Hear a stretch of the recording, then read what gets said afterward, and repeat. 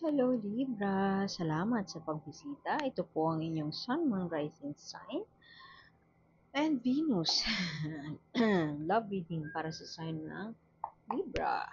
Kung hindi nyo alam yung sun, ay, yung sun nyo syempre yung birth date nyo. Yung moon tsaka rising sign nyo and Venus, usually yung Venus sa love.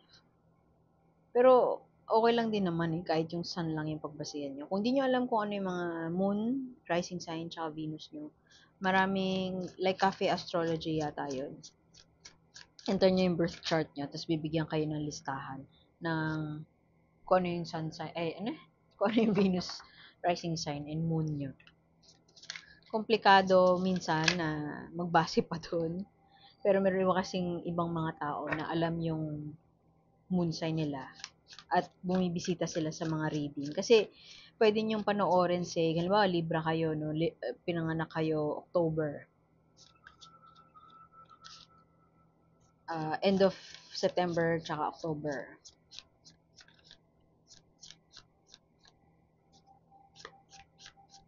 Pwede kasi na, Libra kayo, no? Pwede kasi na meron sa chart nyo na Scorpio, ganyan. So, pwede nyo panoorin yung sa Scorpio. Baka yun yung makarelate kayo. So, anyway, naniniwala na din naman ako na meron dahilan. Ba't dito kayo sa Libra na padpad? At maganda ang cards. Merong mga tao na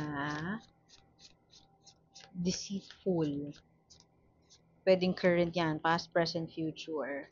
Nanloko, manloloko, nanloloko sa'yo ngayon. Pero, matalino ka, Libra eh. So, amoy mo ito. Amoy mo ang BS na ito from afar at i-call out mo siya. I feel like, yung iba sa inyo, maaaring nasa relasyon na isang manggagancho ang inyong karelasyon. O pwede din na naloko kayo in the past. And so ngayon, maingat ka na doon sa mga tao na sinusurround mo yung sarili mo. Magiging focused ka sa pag-call out ng shit ng tao na ito, pero hindi mo napapansin, merong tao sa paligid mo na deserving ng attention mo. Queen of Cups, merong offer of love na para sa'yo. Pwede din na ikaw ang mag-o-offer ng love, pero ito ay isang enerhiya ng isang water sign, Scorpio, Cancer, um,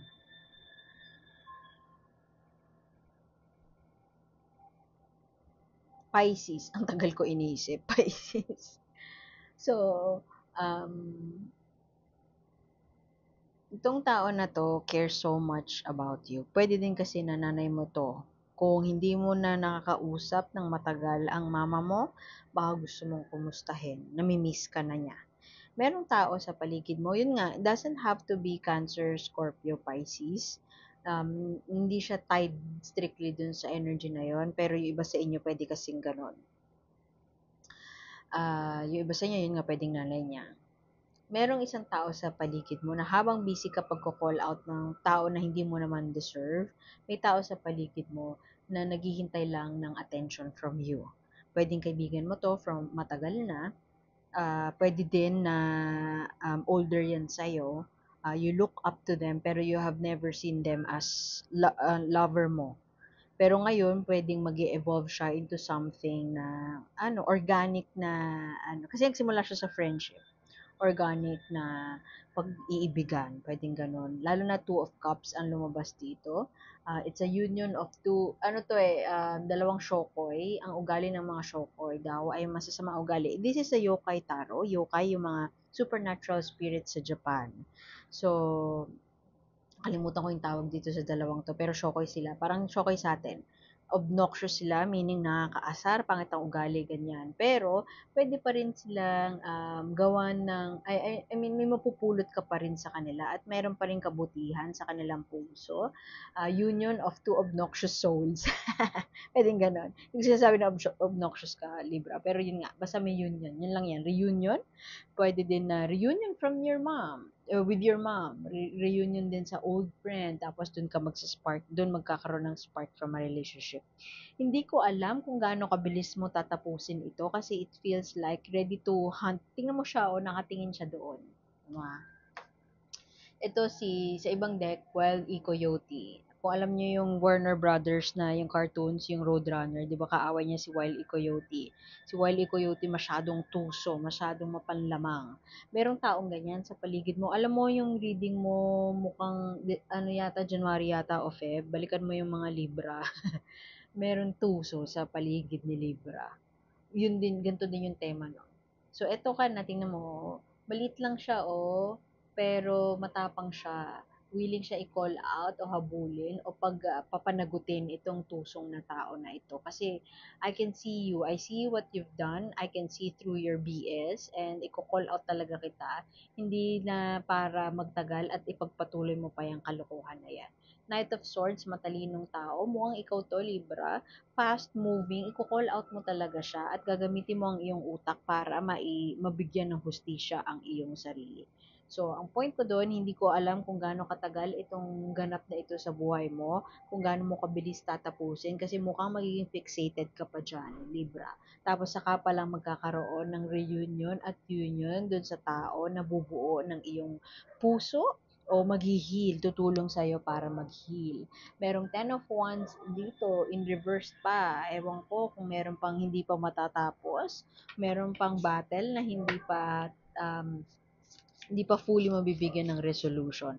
Pero, um, in the middle of it all ay isang kilig, isang pagpapakilig sa puso ang magaganap o isang parang hindi ko lang paano i-explain eh. Halimbawa, meron kang pinagdadaanan na major breakup, major heartache, no?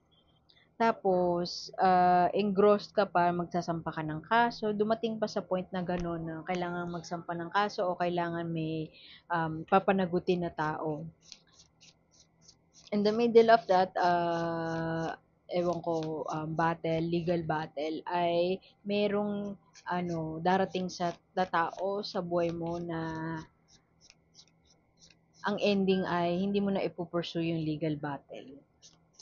Pwede kasing yung tao na yung dumating ay tulungan kanya mag-heal. Speaking of heal, ito na po ang healing,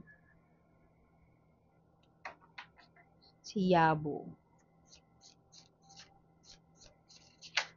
Na ang message kasi ng card na ito, si Yabo, kung di ako nagkakamali ng tanda, alam ko Yabo eh.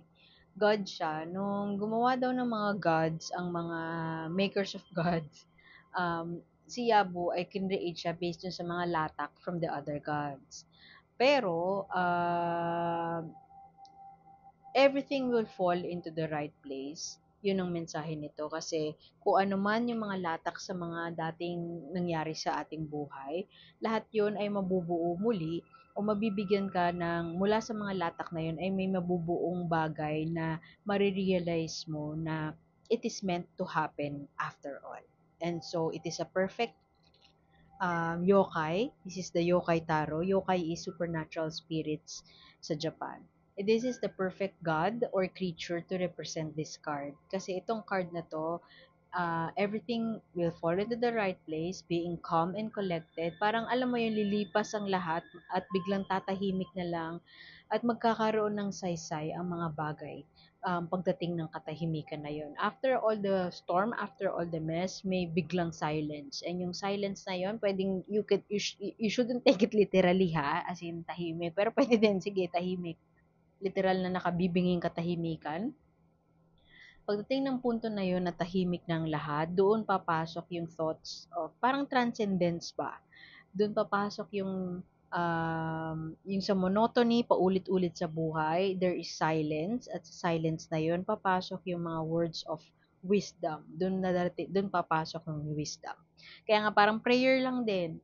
'Di ba? Pag nagdadasal tayo sa oras ng katahimikan at contemplation time, like pag Holy Week, oras ng reflection, doon papasok yung mga epiphany at mga bagay na kinakailangan nating pagmuni-munihan, pagreflektan, kasi yung wisdom ni God papasok during those times of silence. Ito yon, star card. So, maaaring this May, ikaw ay alam mo yun, sasabak sa isang giyera. Pero after the war is over, doon papasok yung wisdom na parang, I deserve so much better. My worth should never be negotiable. This is what I want in life. And so, may darating na tao na matatapatan kung ano yung gusto mo para sa sarili mo. Sorry, Libra. Ang ganda ng mga, ano, succeeding cards, pero talagang nag-start kasi sa manloloko yung reading mo.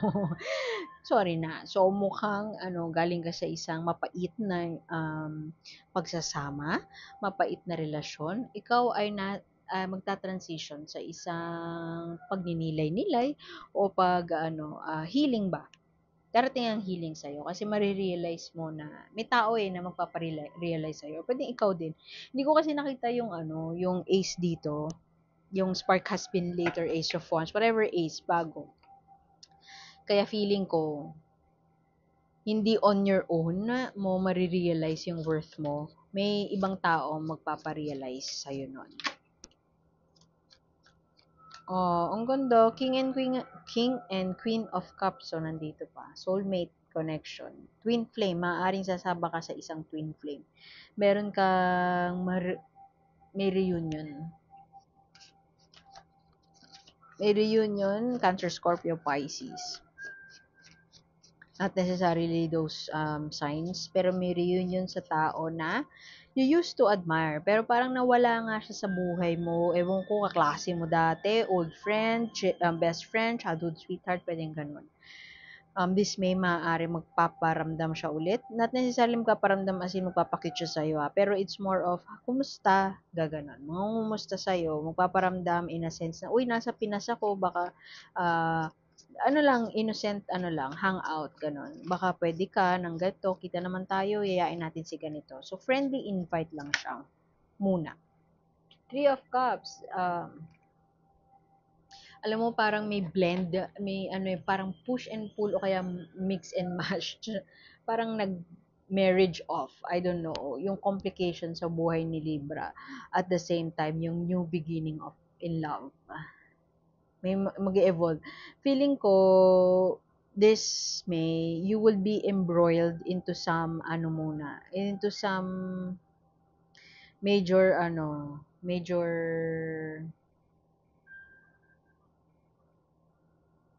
argument or alam mo yun, pag bago magkaroon ng closure or bago maghiwalayan minsan, 'di ba, may away, may violence, violence talaga, merong sigawan ganyan. May lumabas na, alam mo yung sumabog na, yun. Magkakaroon ng scenario muna na sasabog na. Pwedeng ikaw, sasabog na ilalabas mo lahat ng hinanakit mo.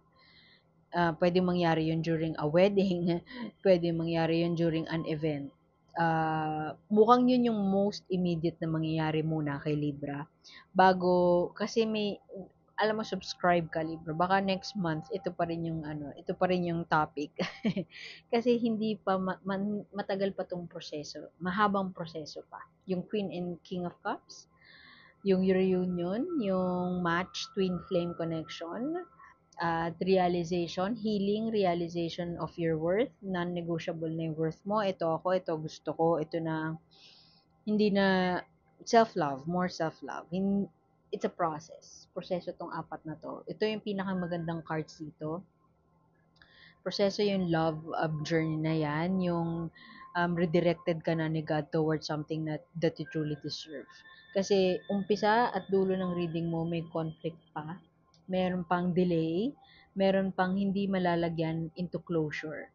Meron pang, alam mo yun, hindi pa celebratory vibe ang vibe ni Libra. So, malaking chance na majority sa inyo nandito muna sa struggle to get out of a very toxic relationship, pwedeng ganun, bago nyo fully makita yung tao na para sa inyo. So, yun. Just take what resonates, Libra. Kuha tayo ng mensahe ni universe. Ay, tumalon. Ano kaya to? Hulog. Wait lang.